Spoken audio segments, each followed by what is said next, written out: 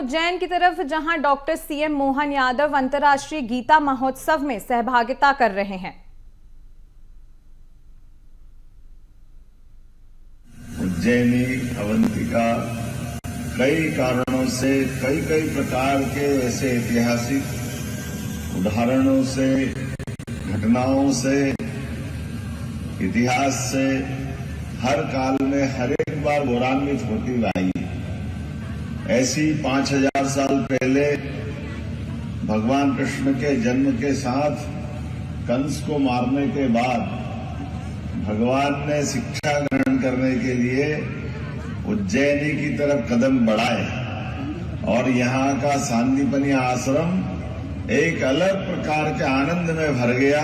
वो एहसास उस काल के लिए भी हमारे लिए गौरवान्वित करने वाला है, जब अमीर गरीब सबके लिए हमारे आश्रम खुले होते, सबको समान रूप से शिक्षा मिलती, तो एक अलौकिक व्यक्तित्व और एक बहुत अलग प्रकार के घटनाक्रम से निकल के आने वाले भगवान कृष्ण बलराम वो भी शिक्षा पा रहे हैं, और एक उनके मित्र सुदामा जिनके बारे में बताने की जरूरत नहीं, वो अपनी विपन्नता के बावजूद भी उसी आश्रम में शिक्षा ग्रहण कर रहे हैं। और हमारे लिए उस घटनाक्रम के भी कई इतिहास, लेकिन भगवान कृष्ण के जीवन की तरफ अगर देखें तो वो हमको सदैव प्रेरणा देते हैं।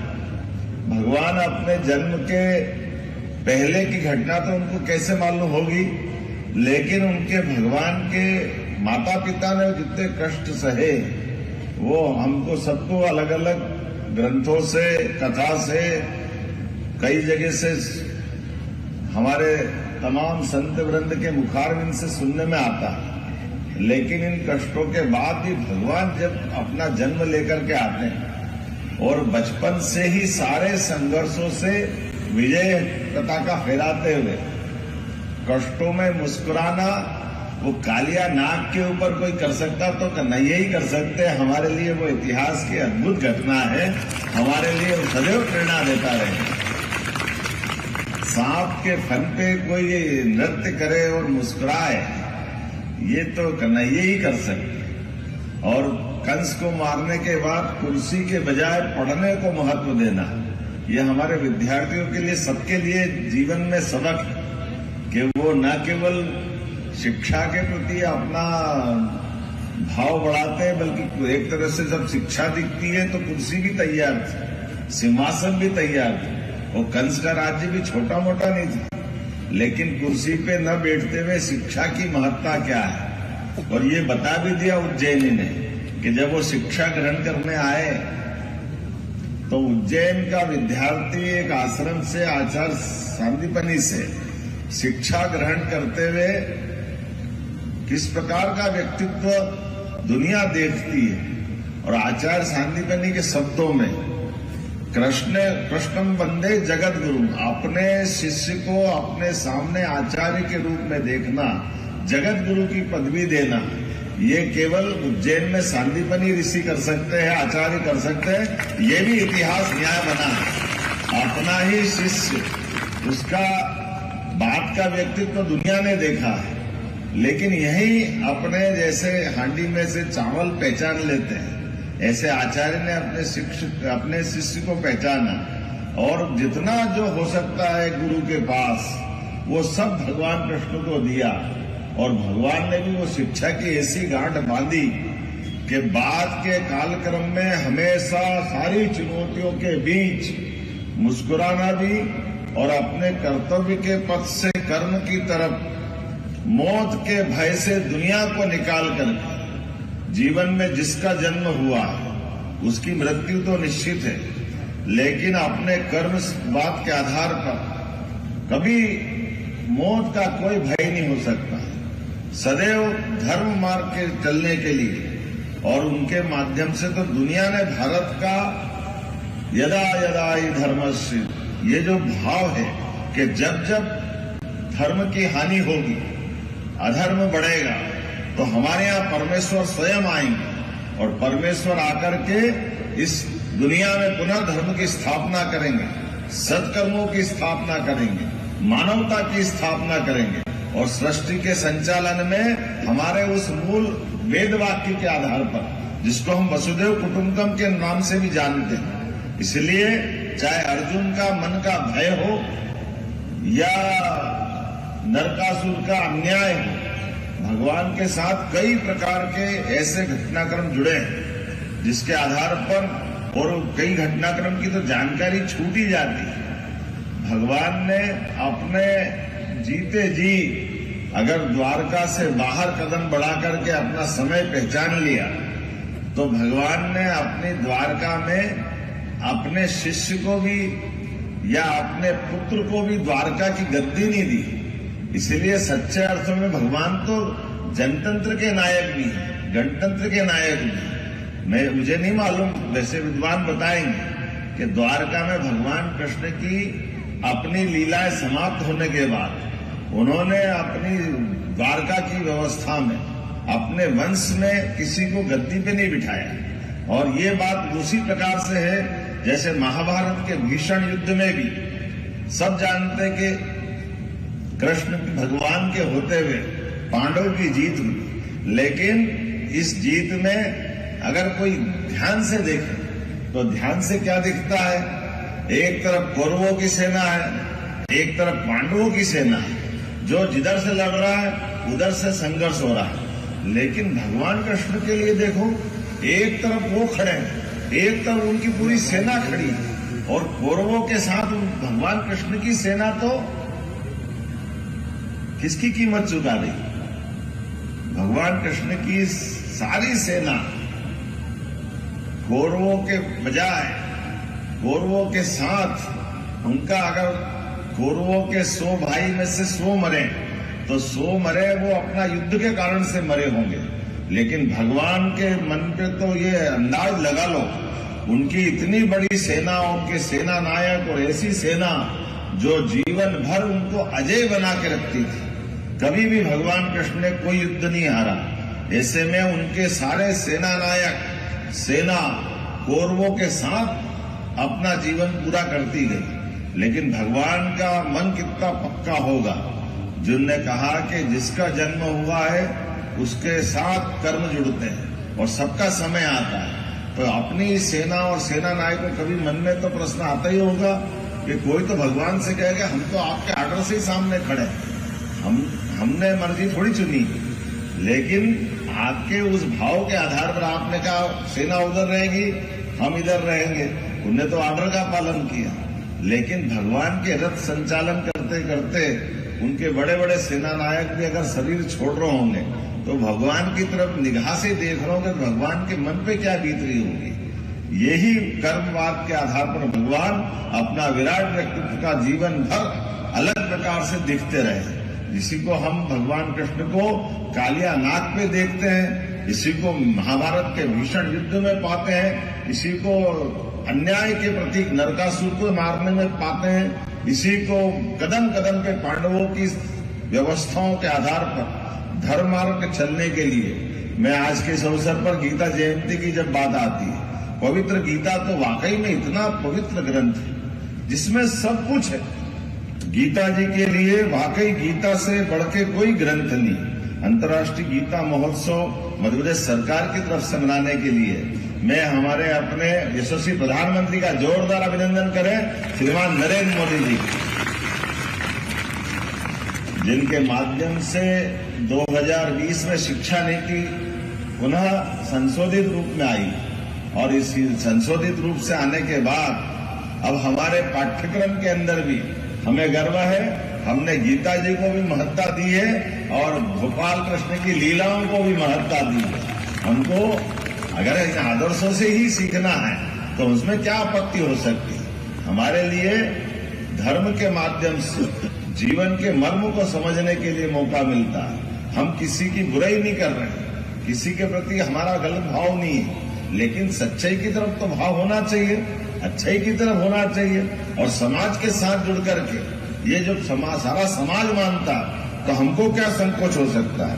इसलिए हमने तो इसीलिए भक्ति योग, ज्ञान योग, कर्म योग, सारी चीजों की सार अगर कहीं मिलता है तो गीता जी के माध्यम से मिलता है। और सच में गीता तो वो किताब है जो हर स्कूल के बस्ते के अंदर होना चाहिए, हर बच्चे के साथ होना चाहिए, ये हमारा सौभाग्य होना चाहिए। गीता जी के माध्यम से हमारी पीढ़ी, आने वाली पीढ़ी और खासकर तो लाइफ बैलेंस करने के लिए वाकई अद्भुत है। जितना प्रैक्टिकल ज्ञान गीता जी देती है, कितना सुंदर वर्णन है। और ये 15वां अध्याय जिसका पारायण होगा, इसको तो पुरुषोत्तम योग कहा गया है। क्षर और अक्षर दोनों से भी ऊपर कोई है तो वो है पुरुषोत्तम। हम सब जानते हैं अक्षर हम रोज लिखते हैं और क्षर अक्षर के बीच में से भी उससे ऊपर बता दें। और भगवान की भी, भगवान ने कैसी बात बताई है कि मनुष्य आत्मा लेकर के परमात्मा से हमारा जीवन अलग होता है, लेकिन अलग होने वाले जीवन में हमारे कर्म हमारे साथ रहने वाले, उस पर भगवान का अपना भाव अलग हो जाता है। अब ये बड़ा मुश्किल जाता है कि मेरे कर्म मेरे साथ रहे, मैं भगवान की आत्मा भी तो परमात्मा का हिस्सा है। लेकिन जैसे जल से बर्फ बनती है और बर्फ बनने के बाद जल नहीं दिखाई देगा, जल गायब हो जाएगा, लेकिन जैसे ही वापस बर्फ पिघलेगी फिर जल हो जाएगा। तो सारा कर्म बर्फ के खाते में जोड़ दिया।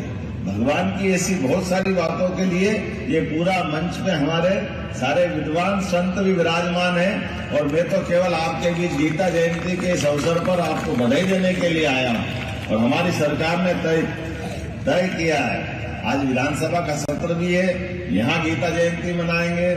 भोपाल में भी दोपहर 2 बजे गीता जयंती के कार्यक्रम में शामिल हुआ और शाम को इंदौर में गीता जयंती के साथ हमने तय किया कि हर नगर निगम, नगर पालिका, नगर परिषद, नगरीय निकायों में गीता भवन बनना चाहिए। तो आज गीता भवन की सौगात मध्य प्रदेश को मिलेगी। हमारे इंदौर राजवाड़े के पास ये गीता भवन की सौगात के माध्यम से हमारी सभी प्रकार की गतिविधियों का संचालन करने के लिए गीता भवन से अच्छा कौन सा भवन हो सकता है, जहां पर हम अपने ऐसे सभी प्रकार के विचारों का प्रभाव भी देखेंगे। बच्चों के साथ साथ और भी बहुत सारी गतिविधियां चलेगी, लाइब्रेरी होगी, कंप्यूटर साइंस की शिक्षा की व्यवस्था होगी। कई कारण से इन सारी बातों को करने के लिए आज मैं आपसे थोड़ा जल्दी बोलते हुए विनम्रता के साथ आ जाने की अनुमति भी चाह रहा हूं, क्योंकि मुझे यहां से तुरंत विधानसभा के लिए 1 घंटा तो हेलीकॉप्टर ले ही लेगा और वहां से विधानसभा तक पहुंचने के लिए हर हालत में 11 बजे के पहले मुझे पहुंचना रहेगा। तो मैं मान के चलता हूं आप सबका प्रेम, स्नेह, आशीर्वाद बना रहेगा, महाराज जी का आशीर्वाद बना रहेगा। और मेरी शुभकामना देते हुए मेरी बात को विराम देता हूं। बोले गोपाल कृष्ण भगवान की, महाकाल महाराज की। बहुत बहुत धन्यवाद।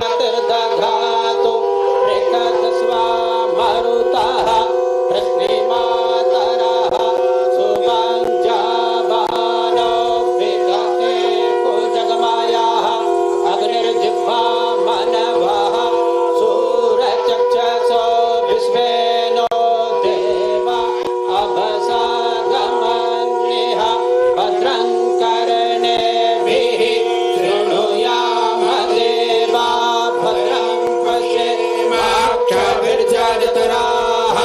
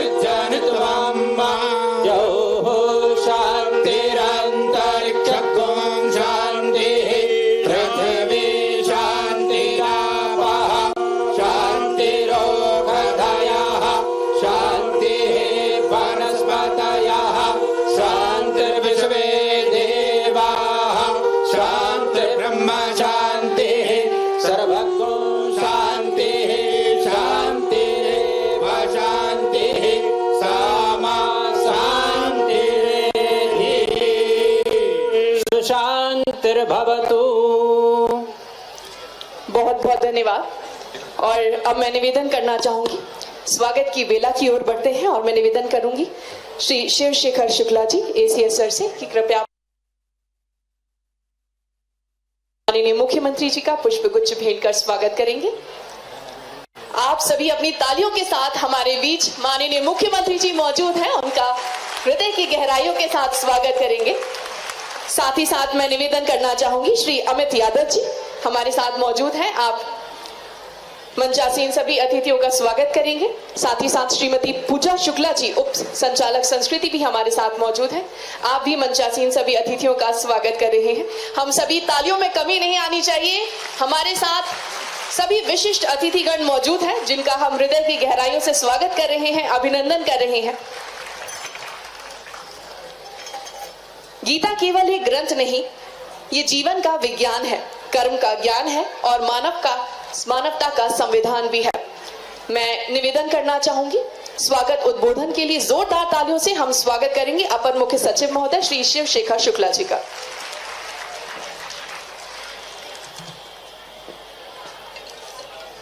यत्र योगेश्वरः कृष्णो यत्र पार्थो अर्जुन धनुर्धरः तत्र श्रीर्विजयो भूतिर्ध्वा निर्तिर्मतिर्मम।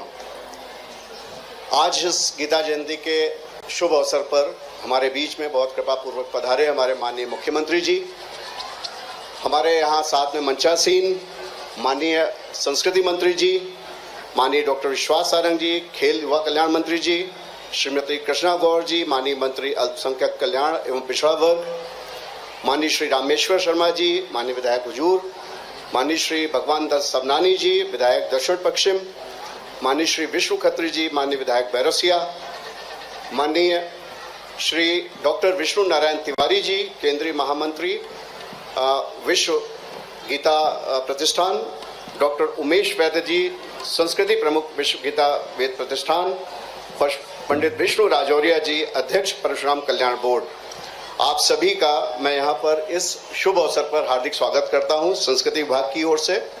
और पूर्णावतार भगवान श्री कृष्ण के मुखारविंद से उद्धरित श्रीमद् भगवत गीता के 15वें अध्याय के उच्चारण, सस्वर उच्चारण के लिए यहाँ पर सभी दूर दूर से आए हुए हमारे साथी बच्चों और उनके साथ में आए हुए अभिभावकगण, उनके शिक्षकगण, आप सभी का संस्कृति विभाग की ओर से न केवल बहुत स्वागत है, हार्दिक अभिनंदन है कि इस शुभ अवसर पर आज हम सब आपकी सुमधुर वाणी से गीता जी का पाठ सुनेंगे, सस्वर पाठ सुनेंगे। मैं समझता हूँ माननीय मुख्यमंत्री जी भारतीय संस्कृति को घर घर तक पहुँचाने के लिए जिस प्रकार से प्रयासरत हैं, गत वर्ष आपने देखा पूरे देश में मध्य प्रदेश एक ऐसा राज्य बना जिसने विश्व रिकॉर्ड कायम किया था। गत वर्ष यहीं पे भोपाल में सबसे ज़्यादा गीता पाठी हमारे विद्वज्जनों ने एक ही स्थान पर रह करके गीता जी का पाठ किया था। आज पूरे प्रदेश में न केवल भोपाल बल्कि उज्जैन में आज माननीय मुख्यमंत्री जी एक बहुत बड़े कार्यक्रम का शुभारंभ करके आए हैं, जहां 11,000 से ऊपर गीता पाठियों ने सस्वर पाठ किया था। शाम को इंदौर में बहुत बड़ा कार्यक्रम है। साथ ही पूरे प्रदेश के सभी जिलों में सभी ब्लॉक स्तर पर यह कार्यक्रम आयोजित हो रहा है। आज शाम तक 3 लाख से ऊपर ऐसे हमारे गीता पाठी सभी लोग जो हमारे साथ में जुड़े हैं, उनके द्वारा 15वें अध्याय का पुरुषोत्तम योग का सस्वर पाठ पूरे प्रदेश में किया जा रहा है। यह गीता जी को घर घर तक पहुंचाने के लिए एक मील का पत्थर साबित होगा। हम सब माननीय मुख्यमंत्री जी के लिए बहुत कृतज्ञता ज्ञापित करते हैं कि भारतीय संस्कृति के संरक्षक और संवाहक के रूप में वो जो भूमिका अदा कर रहे हैं और संस्कृति विभाग उसे बड़े मनोयोग से निचले स्तर तक ले जाने का प्रयास कर रहा है। हमारे साथी जितने प्रतिष्ठान जुड़े हुए हैं उनका भी मैं हृदय से धन्यवाद देता हूँ। बहुत बहुत धन्यवाद, बहुत बहुत स्वागत। धन्यवाद आदरणीय। अब हम प्रवेश कर रहे हैं इस महोत्सव के सबसे पावन और ऊर्जावान क्षण में। श्री कृष्ण परंपरा के पूज्य आचार्यों की सन्निधि में 11,000 गीता भक्त मिलकर श्रीमद् भगवद गीता के 15वें अध्याय का सामूहिक स्वर पाठ करने जा रहे हैं। मैं सभी भक्तों से निवेदन करती हूँ अपनी आसन व्यवस्था में रहें और ध्यान लगाएं।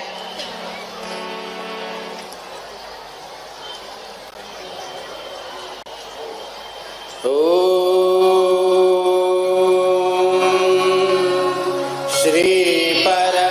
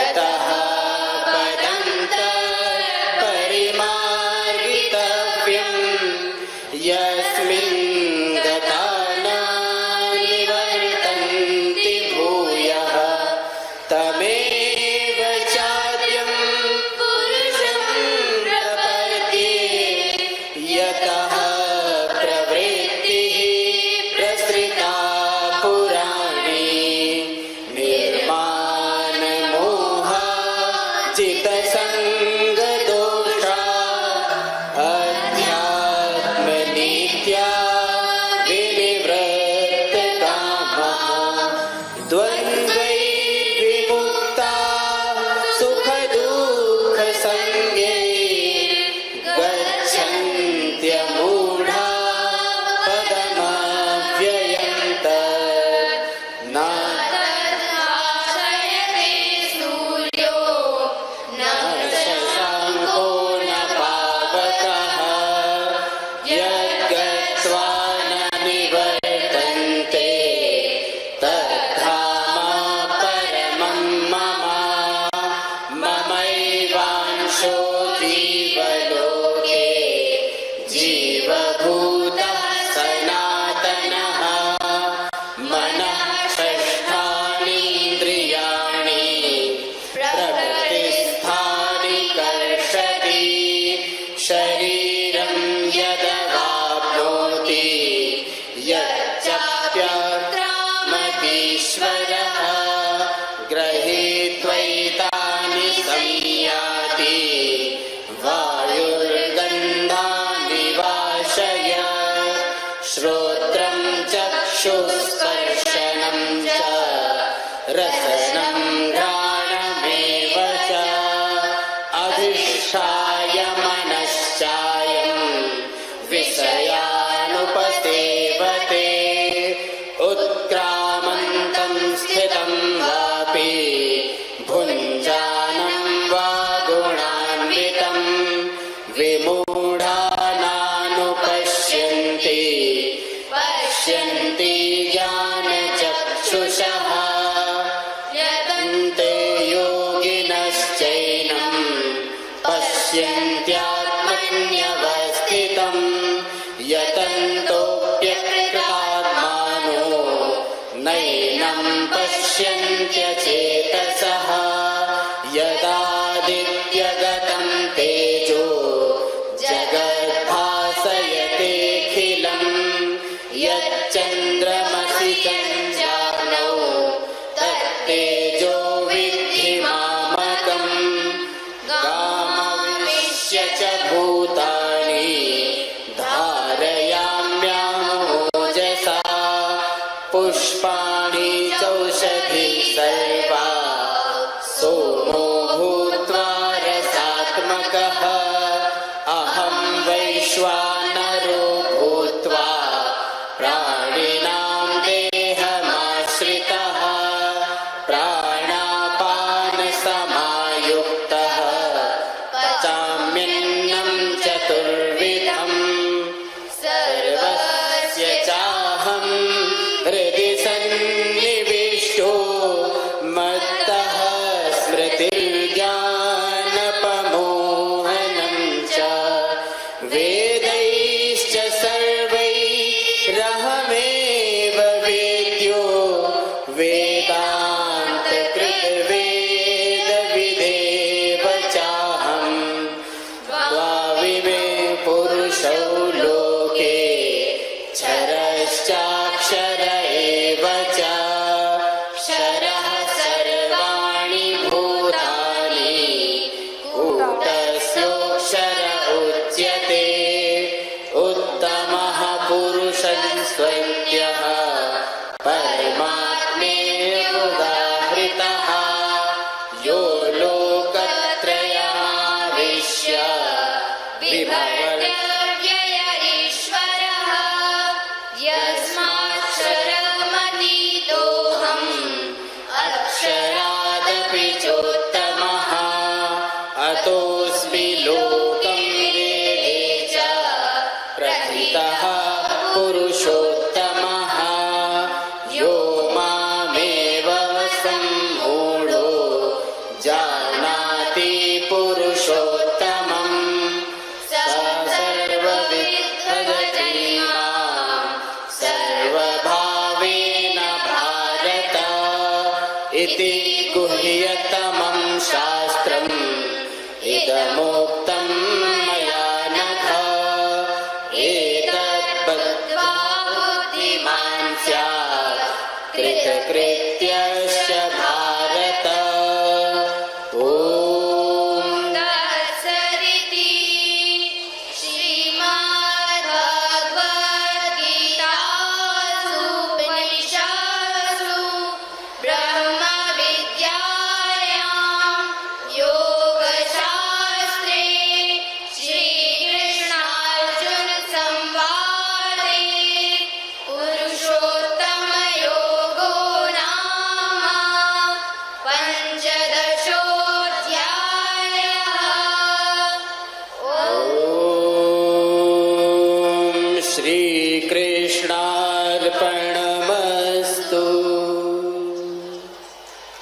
एक बार जोरदार तालियां हो जाएं सभी विद्यार्थियों के लिए, संतों के लिए। संत आशाराम गुरुकुल गार्गी कन्या आवासीय संस्कृत विद्यालय, सीएम राय स्कूल, शासकीय गैर शासकीय विद्यालयों के सभी छात्रों और छात्राओं के लिए भी बहुत बहुत हृदय से धन्यवाद।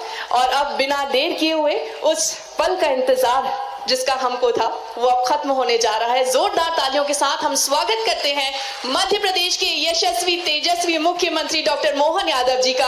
उन्हें आमंत्रित करते हैं उनके उद्बोधन के लिए, और तालियों में कमी नहीं आनी चाहिए। माननीय के आने से हम सभी के अंदर जो उत्साह है वो आपकी तालियों के जरिए यहाँ दिखेगा। गीता जयंती के पावन अवसर पर ऐसा लग रहा कि हमारे बीच गोपाल कृष्ण अपनी लीलाओं के साथ सारा आभा मंडल लिए विराजमान है। मैं दोनों हाथ जोड़ के प्रणाम करता हूं, आपका अभिनंदन करता हूं। मंच पर विराजमान माननीय मंत्री संस्कृति धर्मेंद्र सिंह लोधी जी, माननीय मंत्री विश्वास सारंग जी, माननीय मंत्री श्रीमती कृष्णा गौड़ जी, हमारे माननीय विधायक पूर्व प्रोटेम स्पीकर श्रीमान रामेश्वर शर्मा जी, माननीय विधायक श्रीमान भगवान दास सबरानी जी, माननीय विधायक विष्णु भगवान, इनकी लीला है, चाहे राम को हो चाहे कृष्ण को हो, हमारे लिए सौभाग्य की बात है। माननीय विष्णु खत्री जी, जिलाध्यक्ष रविंद्र यति जी, डॉक्टर उमेश वैद्य जी, विश्व गीता प्रतिष्ठानम प्रमुख डॉक्टर विष्णु नारायण तिवारी जी, केंद्रीय महामंत्री विश्व गीता प्रतिष्ठानम पंडित विष्णु राजौरिया जी, अध्यक्ष परशुराम कल्याण बोर्ड, इस अवसर पर एससीएस शिवशेखर जी, माननीय श्री राम तिवारी जी और आप सब। सच में आज गीता जयंती का ये जो अद्भुत अवसर है, और ये बात सही है कि गत वर्ष गीता जयंती पर इसी लाल परेड ग्राउंड पर भोपाल में आजादी के बाद पहली बार 3500 विद्यार्थियों ने एक साथ गीता पाठ करके वो अद्भुत रिकॉर्ड बनाया था। और आज 3 लाख पूरे प्रदेश के 55 जिलों में 10 संभाग में प्रत्येक विकास खंड स्तर पर ये पवित्र गीता के 15वें अध्याय का सस्वर पाठ करना, ये वाकई हमारे लिए इस भगवान की, खास करके मध्य प्रदेश के साथ भगवान कृष्ण ने कंस को मारने के बाद जो पराक्रम किया, लेकिन शिक्षा की प्राधान्यता रखी। 5000 साल पहले भी हमारा समाज इस बात को लेके चलता है कि विद्यार्थी अपने विद्या अध्ययन काल के बाद सच में वो अपना जीवन पूरा करता है। जन्म से उसकी जीवन की जो शिक्षा की जो अधूरापन है वो गुरुकुल, स्कूल, विश्वविद्यालय में आकर के वो परिपूर्ण होता है। ऐसे में आचार्य सांदीपनी ऋषिवर के संपर्क में आने के बाद भगवान ने 64 कला, 14 विद्या, सारे पुराण, चारों वेद, जिस प्रकार से इन सारी लीलाओं की, सारी कलाओं की उन्होंने शिक्षा ग्रहण की, और हमने सबने देखा कि अगर कल्पना करें केवल भगवान कृष्ण का परशुराम जी के साथ उनको जब सुदर्शन चक्र मिला, उसके पहले उनको आचार्य सांदीपनी आश्रम में आकर के गरीब और अमीर की मित्रता का ये उस काल का भी गौरव है कि चाहे कोई किसी वंश का हो, हमारे यहाँ शिक्षा समान है। तो कृष्ण सुदामा की दोस्ती भी हमारे अपने प्रदेश में हुई है, जो हर काल हर युग में हमारे लिए एक हमेशा का पाठ भी है कि अपने स्कूली जीवन में जिनसे मित्रता हो, दोस्ती हो जाए, उसको जीवन भर याद भी रखना है। भगवान कृष्ण ने द्वारकाधीश होने के बाद भी अपने मित्र स्कूली जीवन वाले सुदामा को याद रखा, और एक सबक उस समय भी दिया था कि मित्र के जीवन में कभी कष्ट आए तो आप उसको याचक बन करके उसकी निगाह नीची मत होने देना, उसको मदद करना जरूर करना, लेकिन पीठ पीछे से उसकी जो आवश्यकता है वो सारी पूरी कर दो, और उसकी निगाह बराबरी में रखो, उसका मान सम्मान बरकरार रखो। ये हमारे लिए भगवान कृष्ण ने अपने मित्रों के बीच में भी ये पाठ सबके लिए दिया है। और चाहे वो महाभारत का युद्ध हो, चाहे कंस को मारने वाला घटनाक्रम हो, भगवान के जीवन का प्रत्येक पल उनके हमारे सबके लिए सदैव संघर्ष वाला भी रहा और सबको शिक्षा प्रदान करने वाला भी रहा है। ऐसे में हम सब जानते हैं, जब अपने दुविधा में फंसे अर्जुन के संवाद के माध्यम से भगवान कृष्ण कर्मवाद की शिक्षा देते हैं कि मोह और कर्म में से आपको एक मार्ग चुनना होगा, त्याग और अपने जीवन के आधार पर कर्म के लिए। तो कर्तव्य को देखते हुए हमारे सबके जीवन में मृत्यु तो आना अवश्यंभावी है। जन्म और मृत्यु के इस क्रम में कोई अछूता नहीं, लेकिन अपना जन्म अगर हुआ है तो हमारे लिए वो मोह माया की व्यवस्थाओं के बजाय ये वास्तव में गीता अद्भुत ग्रंथ है। मुझे तो लगता है कि हर एक के जीवन में गीता के अगर सारे अध्याय को पढ़ें, उनके श्लोक का अर्थ निकालें, तो वाकई वो हमको हर एक मन में उठने वाली जिज्ञासाओं का समाधान कराती है। वो कौन सी चीज है जो गीता जी के अध्यायों में समाहित नहीं है? हर एक चीज।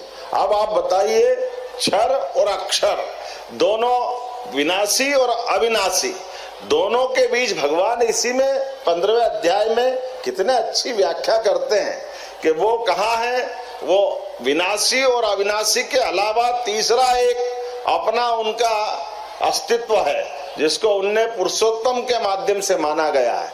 आत्मा और परमात्मा के बीच ये जो अद्भुत संबंध निकाला है, मेरी अपनी ओर से गीता जयंती के अवसर पर आप सबको देख करके, आपके स्वर सुन करके लगा कि भोपाल भी धन्य हुआ और प्रदेश भी धन्य हुआ। ये आनंद आया है, इस आनंद की कल्पना नहीं कर सकते।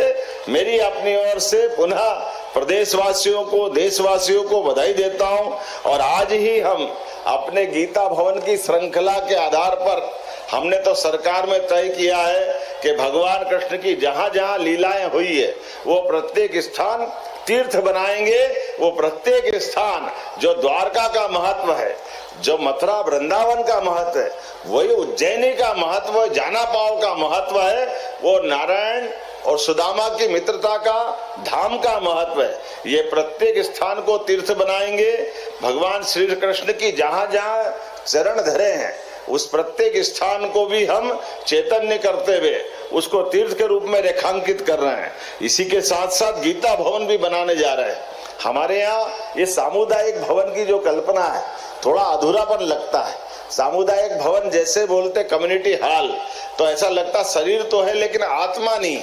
आत्मा तो हमारे भगवान कृष्ण के गीता बोलते आता है। तो ये हमारे गीता भवन जगह जगह बनाए जाएंगे।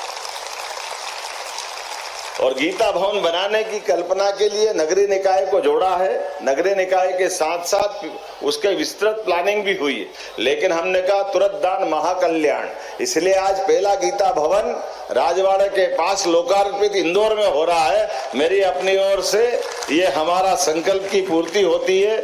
हम सब जानते हैं पुरुषोत्तम योग हमें गहरी सीख भी देता है और वास्तव में भगवान कृष्ण के इस अध्याय में संसार को कितनी अद्भुत कल्पना की गई कि हमारा इस संसार के साथ संबंध कैसा आता है। इस एक पेड़ की कल्पना की गई, जिस पेड़ की जड़ें तो ऊपर आकाश में परमात्मा के धाम में है और हम मृत्यु लोक में शाखाएं लेकर के आए हैं। हमारा सबका समय उसके साथ जुड़ा हुआ है।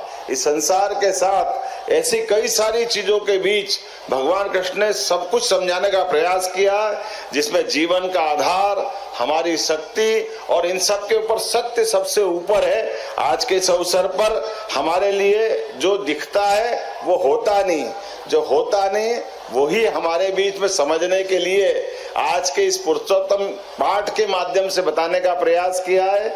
हम सब जानते हैं कि जिसका जन्म हुआ है भगवान भी उससे अछूते नहीं है। कर्मवाद के आधार पर भगवान को भी मनुष्य के समान इस पृथ्वी लोक पे अवतरित होकर के वो सारे सुख दुख, वो सारे कष्ट भी उनको भोगते हुए अपनी अपनी नीति के आधार पर चलना पड़ता है। और ये उसी प्रकार से है जैसे परमात्मा ने हमको आत्मा दी है। कई बार लोग कहते हैं कि जब आत्मा के अंदर परमात्मा बैठा है तो अच्छा बुरा करेंगे तो भगवान के जिम्मे आएगा। नहीं, भगवान के जिम्मे नहीं आएगा। भगवान उससे बचेंगे ऐसे जैसे पानी से बर्फ बनता है। जब पानी से बर्फ बन गया तो बर्फ में पानी नहीं है। हमारा ये पिंड आत्मा से, परमात्मा से आत्मा रूपी शरीर लेके आता है, तो परमात्मा बाहर हो गए। अब हमारे हाथ से वो बर्फ के अपने जो भी कर्म है वो बर्फ को भुगतना है, लेकिन बर्फ पिघलेगा फिर जल बनेगा, तो फिर जल में वापस वही परमात्मा की लीला वाला कर्म चालू होगा, लेकिन बर्फ के कर्म बर्फ को भुगतना है। ऐसे प्राणी के जन्म के साथ उसके कर्म को उसको भुगतना है। मेरी अपनी ओर से एक बार फिर सब आपका वंदन, अभिनंदन, बहुत बहुत धन्यवाद। बोले गोपाल कृष्ण भगवान की। बहुत बहुत धन्यवाद माननीय मुख्यमंत्री जी। हम सभी सम्मानित अतिथियों का भी हृदय से आभार करते हैं, जिनकी उपस्थिति ने इस समारोह की महिमा को अनेक गुना बढ़ाया है। भगवान श्री कृष्ण का दिव्य ज्ञान हमारे जीवन में समृद्ध भाव, धर्म और कर्मयोग का प्रकाश सदैव से ही फैलाता आ रहा है।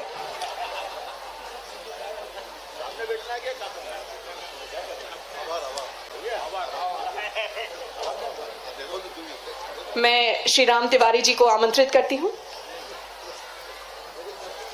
माननीय मुख्यमंत्री जी का भी आभार, मंच पर सारे हमारे माननीय मंत्रीगणों का और सारे बच्चों का विशेष रूप से आभार कि आप लोगों ने दिन भर साधना करके गीता जयंती को सार्थक करने का प्रयास किया। धन्यवाद।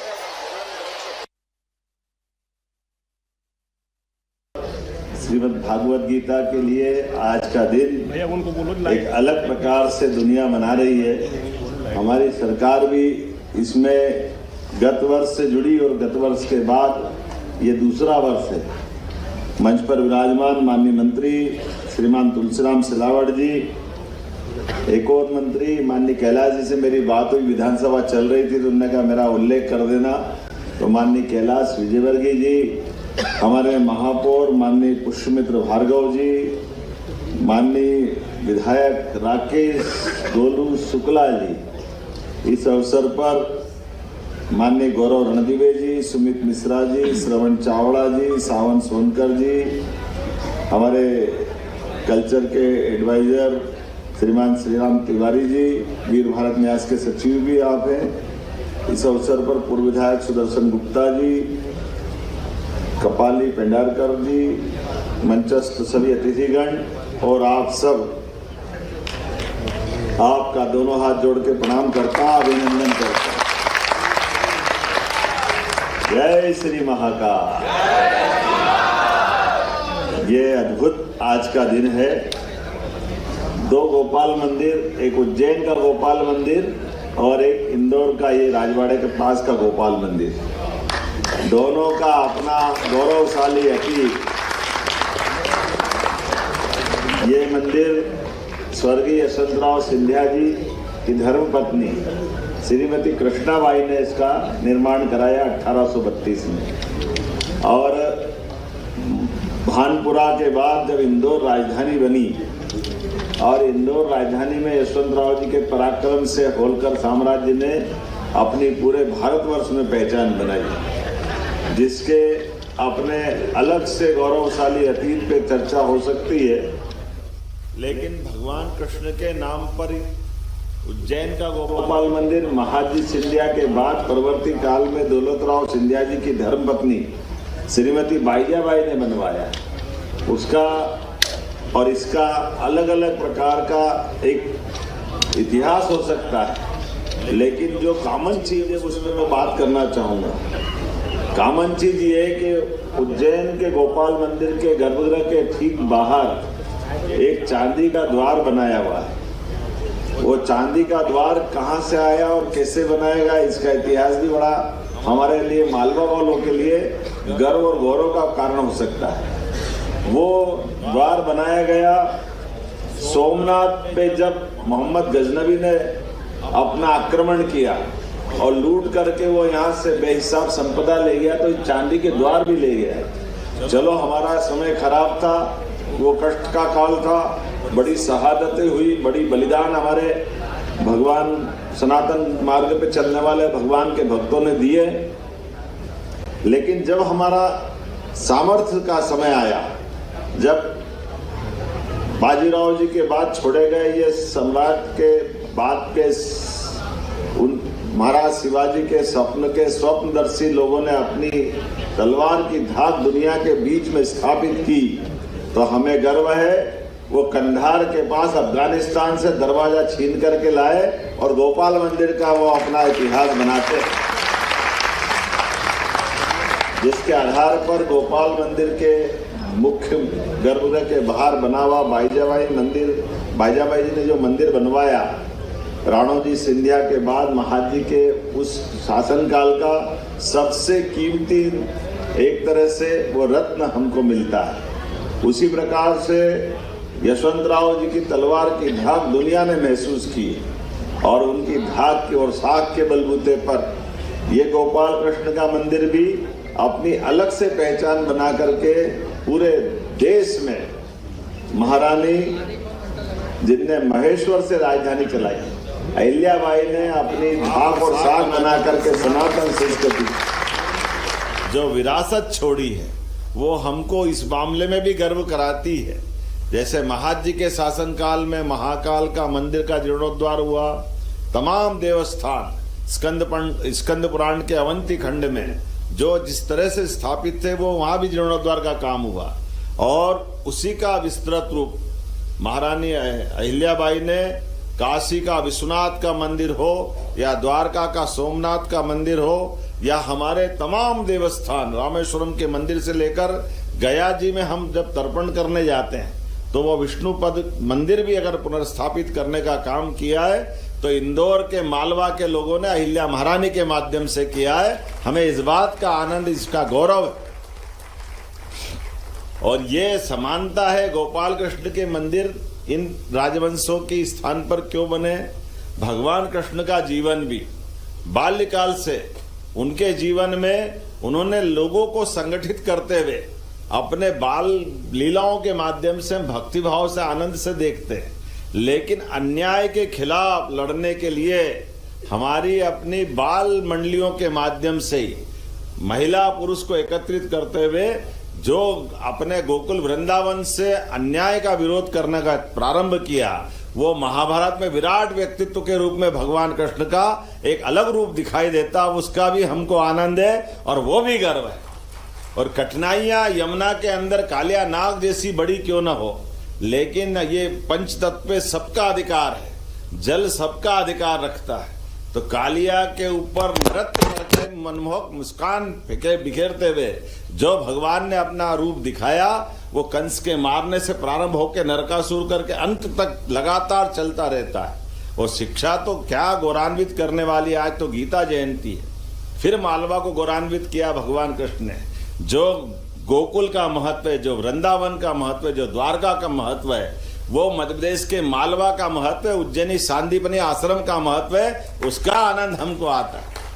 आज के इस दौर में हमारा एक होनहार विद्यार्थी जो आए तो शिष्य बन करके, लेकिन 64 कला, 14 विद्या, चारों वेद, सारे उपनिषद पुराण सब में निष्णात होकर के शिक्षा केवल अक्षर ज्ञान के लिए नहीं, अक्षर ज्ञान के साथ साथ उसको समाहित करते हुए अपने जीवन के साथ जीने की जिनने कला सिखाई, और वो उस घनघोर भीषण महाभारत के युद्ध में भी अपने मुखारविंद से एक मोह माया में फंसे द्वंद्व के माध्यम से, अर्जुन के माध्यम से दुनिया को पवित्र ग्रंथ देने का प्रयास किया। वो पवित्र गीता की जयंती की बधाई देना चाहता हूँ। आज का दिन उस कारण से अमर, पवित्र गीता के 18 ही अध्याय में वो सारे हमारे उलझे सुलझे प्रश्नों के उत्तर है, उसमें विज्ञान भी है, हमारे लिए इतिहास भी है, पतंजलि का योग मार्ग भी है, और कितने प्रकार से जोड़ा गया है, कहां कहां से हर एक अध्याय के अंदर भगवान का वो पहला विराट रूप जिसको देख के तो अर्जुन ने आंखें बंद कर ली कि मुझे तो ये रूप नहीं देखना, आपका ही जो वर्तमान रूप है वो चतुर्भुज रूप दिखाइए। तो महाभारत में भगवान ने 2 बार अपने दर्शन दिए। एक पहला वाला दर्शन जैसे आकाश अनंत है, इसका कोई और छोर अंत दिखाई नहीं देता। जैसे हमारी ये हवा का रूप, हवा आंखों से दिखाई नहीं देती लेकिन एहसास कराता। तो पहला रूप तो ऐसा था कि उसको समझ में ही नहीं आया अर्जुन को कि ये क्या दिखा रहा हो, क्या देखूं क्या नहीं देखूं। उससे भयाक्रांत होकर के जब उनने विनती की कि ये भगवान रूप आप तो अपना जो है उसी को बड़ा करके दिखाओ, तो अपने भक्तों पे भगवान कैसी कृपा करते हैं ये हमारा 11वां अध्याय बताता है कि उनने उस रूप को समेटा और वही अपना विश्व दर्शन रूप अलग प्रकार से दिखाया, जिसको आज भगवान का वो विराट रूप दुनिया याद करती। महाभारत के युद्ध में होने वाले बाद के परिणाम को वो प्रत्यक्ष अपनी आंखों से देखते हैं कि जब कौरव के महारथी दौड़ते हुए उनके मुंह में प्रवेश कर रहे हैं, उस विकराल रूप से चारों तरफ से जो उनका अपना स्वरूप बना वो वाकई अद्भुत था। तो जीवन से मृत्यु का भय खत्म करने के लिए भगवान कृष्ण ने जो ये पवित्र ग्रंथ दिया, हर एक बार हर एक तरह से ये 3 प्रमुख मार्ग, भक्ति का मार्ग, ज्ञान का मार्ग और कर्म का मार्ग, तीनों मार्गों से मोक्ष की प्राप्ति होती है। ये विराट व्यक्तित्व के माध्यम से पवित्र उनके मुखारविंद से जो गीता की उत्पत्ति हुई, ऐसे गीता की जयंती के अवसर पर अगर मध्य प्रदेश सरकार के माध्यम से पहले तो जोरदार अभिनंदन श्रीमान नरेंद्र मोदी जी का करें, श्रीमान नरेंद्र मोदी जी का, जिनके माध्यम से हमारी स्मार्ट सिटी योजना के आधार पर ऐसे गौरवशाली अतीत को जुटाने के लिए उनने पर्याप्त धन दिया। तो सच में स्मार्ट सिटी, अंग्रेजी का स्मार्ट तो भले ही होगा, लेकिन गौरवशाली गर्व करने के लिए ऐसी कलाकृतियों को लेके आए जो उजाड़ अखड़ा पड़ा हुआ था, पता ही नहीं चल रहा था कि ये कैसा भग्नावस्था में था। लेकिन अब अंदर आके दिखता कि इससे सुंदर तो पूरा भवन अपने इंदौर में नहीं हो सकता। कितना अच्छा लगता है, कैसा आनंद आया है। इसलिए यहाँ लाइब्रेरी भी अद्भुत बनी है, ऊपर हमारी वीथिकाएं है जहाँ वीर भारत न्यास के माध्यम से भगवान कृष्ण की और बाकी लीलाओं के लिए अलग अलग चित्रांकन पूरे देश की शैलियों में है। वहाँ असम से लगा करके नागालैंड तक, मिजोरम से लगा करके मणिपुर तक, और उत्तर से लगा के दक्षिण, पूरब से लगा के पश्चिम, सभी शैलियों के माध्यम से अपनी गौरवशाली वीथिकाओं में चित्रों के आधार पर अपना अतीत पे भी गर्व कर सकते हैं। और उसी के साथ साथ ये भव्य सभागार, हम सब जानते हैं कि राजवाड़े पे आने की इच्छा तो बहुत होती है। राजवाड़े पे हमारे लिए बाकी के साथों में हमारे अतीत के गौरवशाली पृष्ठ पे ये गीता भवन की जो सौगात मिली, सच में महापौर जी और पूरे मंच को और दोनों मंत्रियों को भी बधाई देना चाहता हूँ। जोरदार ताली बजाए कैलाश जी, तुलसी जी और हमारी पूरी सरकार के लिए। जब हमने सरकार बनने बाद कहा कि हम अपने श्री कृष्ण पाथे भगवान की जहाँ जहाँ चरण रखे उनको तीर्थ बनाएंगे, तो जाना पाँव में भगवान को सुदर्शन चक्र परशुराम जी ने दिया। रमझेरा के पास माता रुक्मणी का हरण का घटनाक्रम जुड़ता है। उज्जैन का सांदीपनी आश्रम भगवान की शिक्षा स्थली कहलाता है। और गरीब अमीर की दोस्ती का सबसे बड़ा पवित्र केंद्र हमको नारायणा में मिलता है, जहाँ भगवान ने सुदामा के साथ अपनी मित्रता का एक अलग प्रकार का इतिहास रचा है। उसी के साथ साथ जब ये गीता भवन की शुरुआत हो रही तो प्रदेश का गीता भवन, यद्यपि गीता भवन बहुत सारे हैं, हमारे समाज आधारित कई सारी रचनाएं बनी हुई है, लेकिन सरकार आधारित इस भावना के आधार पर हमने निर्णय किया है नगर निगम, नगर पालिका, नगर परिषद, नगर पंचायतें, नगरीय निकायों में हर जगह पूरे प्रदेश भर में गीता भवन बनाए जाएंगे। गीता भवन का लोक क्या आपको है आकर्षक बचत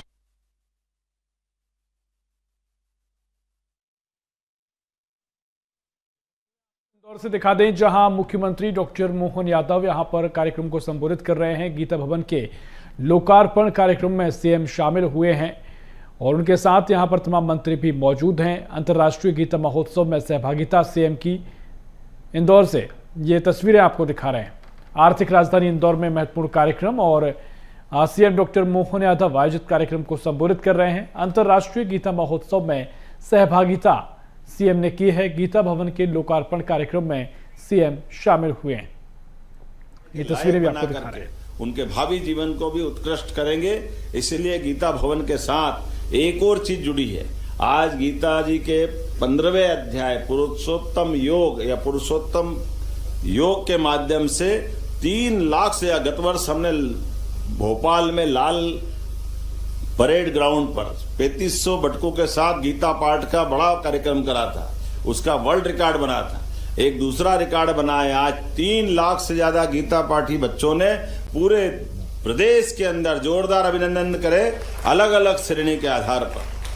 पंजीयन भी जिनका हुआ 5,84,000 और वेबसाइट विजिट की 12,79,210, कक्षा 6 से 8, 9 से 12, दिव्यांग, सामान्य और कारावास के बंदी तक को सबको मौका दिया। और पुरस्कार भी इसलिए 88 लाख के पुरस्कार दिए जा रहा है। जोरदार अभिनंदन करें। अलग अलग प्रकार के हमारे अपने 6 से 8 की कक्षा वाले 12 पुरस्कार, 9 से 12 वाले 18 पुरस्कार, दिव्यांग के 6 पुरस्कार, सामान्य के 22 पुरस्कार और कारावास में निरुद्ध बंदियों के लिए 30 इस प्रकार अलग अलग पुरस्कार दिए गए हैं, जिसके माध्यम से 23 नगद पुरस्कार है जो लगभग 5,31,000 के। जोरदार अभिनंदन करें पूरे भावना के लिए।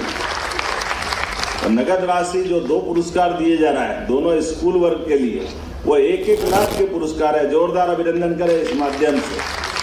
नगद पुरस्कार एक जो 51,000 राशि का है, एक नगद पुरस्कार, लेकिन दिए गए 3 इसको 31,000 का दिया है।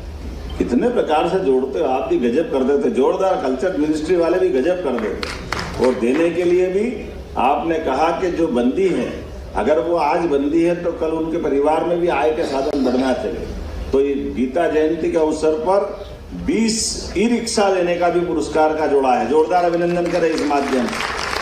और युवाओं के लिए ई-बाइक 30 ई-बाइक देने के लिए जोरदार अभिनंदन इस माध्यम से भी करें। उसमें दिव्यांग भी है, सामान्य भी है और लैपटॉप 15 लैपटॉप 80,000 के 15 लैपटॉप। जोरदार अभिनंदन को। क्या गीता जयंती बन गई है, क्या क्या नहीं छोड़ा है, सब तो जोड़ा है। आज अपनी तरफ से वाकई आपको बधाई दे रहा हूँ। और 11-11 हज़ार के 17 पुरस्कार। जोरदार अभिनंदन इस माध्यम से भी करें। नाम हो बढ़ूंगा तो लंबा हो जाएगा। आज तो मैं केवल ये देख के आनंद ले रहा था कि इतना अच्छा कार्यक्रम, पर इंदौर वाले जो करते हैं वो सबसे बढ़िया ही करते हैं। और ये कल्चर मिनिस्ट्री वाले भी कर रहे हैं, साथ में उनको भी जोड़ना पड़ेगा। मध्य प्रदेश सरकार इंदौर से अलग नहीं है। इंदौर के दौर से लगा करके मध्य प्रदेश का दौर माननीय मोदी जी के दौर से निकल कर जुड़ के चल रहा है। जोरदार अभिनंदन मोदी जी के लिए भी करें। आज के इस अवसर पर महाग्रंथ गीता संकट में बल, संघर्ष में आत्मबल, उलझन में सारथी है और अंधकार में अटल साथी। मन को स्थिर करे, मार्ग प्रकाशित करे, कर्तव्य का बोध कराए। ऐसी भगवत गीता को सत प्रणाम। बहुत बहुत धन्यवाद। मोक्षदा एकादशी और गीता जयंती की हार्दिक शुभकामनाएं। बोले गोपाल कृष्ण भगवान की। बहुत बहुत धन्यवाद आदरणीय। और मेरा अनुरोध रहेगा माननीय मुख्यमंत्री महोदय जी सम्मानित मंत्री से मंच के सामने कृपया अपना स्थान ग्रहण करें और आभार के लिए निवेदन करें आदरणीय सुनील मिश्रा जी से।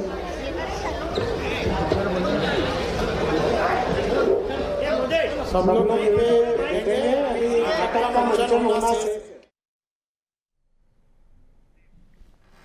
ये तस्वीरें आपको इंदौर से दिखा दें, जहां मुख्यमंत्री डॉक्टर मोहन यादव राजवाड़ा इंदौर में आयोजित अंतर्राष्ट्रीय गीता महोत्सव में शामिल हुए, सहभागिता की। और उनके साथ यहां पर इंदौर के महापौर पुष्यमित्र भार्गव मौजूद रहे, मंत्री तुलसीराम सिलावट मौजूद रहे और भी तमाम नेता यहां पर मौजूद रहे। तो ये तस्वीरें आपको दिखा दें, जहां अंतर्राष्ट्रीय गीता महोत्सव का एक खास मौका, गीता भवन का लोकार्पण भी कर दिया गया है। गीता भवन के लोकार्पण कार्यक्रम में सीएम शामिल हुए और आपको ये तस्वीरें दिखा रहे हैं, जहां सीएम डॉक्टर मोहन यादव ने आयोजित कार्यक्रम को संबोधित किया है।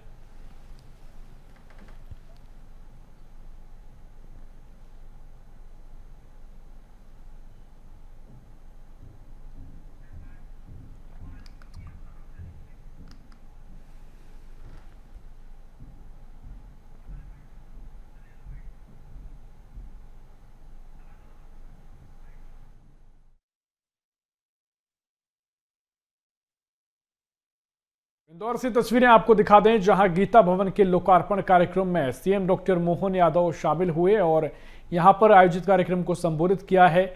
उनके साथ और अच्छे स्थान पर प्राचीन वैभव और गौरवशाली विरासत यशवंतराव जी महाराज के जमाने की कृष्णाबाई महाराजा यशवंतराव प्रथम की जो धर्मपत्नी है, उनकी विरासत को यशस्वी प्रधानमंत्री के स्मार्ट सिटी प्रोजेक्ट के अंतर्गत आज इसका लोकार्पण ये अत्यंत मनोहारी भी है, मन को सुकून देने वाला भी है। इस अवसर पर कलाकृतियों की प्रदर्शनी है, लाइब्रेरी है, सभागार है, वो सब है जो चाहिए।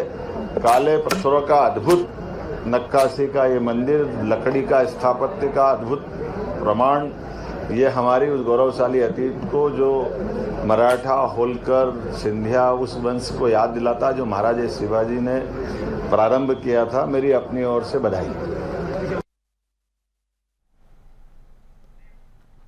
तो इंदौर से ये तस्वीरें, जहां गीता भवन के लोकार्पण कार्यक्रम में सीएम शामिल हुए, बाद में मीडिया से भी